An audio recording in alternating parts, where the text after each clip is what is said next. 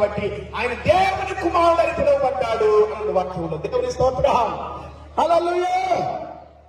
దేవుని వాక్యం ఎవరు సెలవిస్తూ ఉందంటున్నారో, యేసు క్రీస్తు ప్రభువు వారు దేవుని కుమారుడు.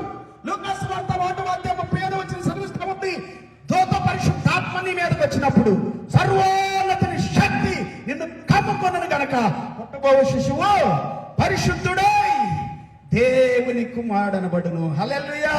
And the angel answered and said unto her, the Holy Ghost shall come upon thee, and the power of the highest shall overshadow thee. Therefore also that holy thing which shall be born of thee shall be called the Son of God.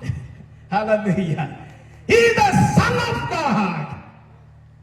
He is the Son of God. యవనస్తులారా గుర్తుపెట్టుకోండి.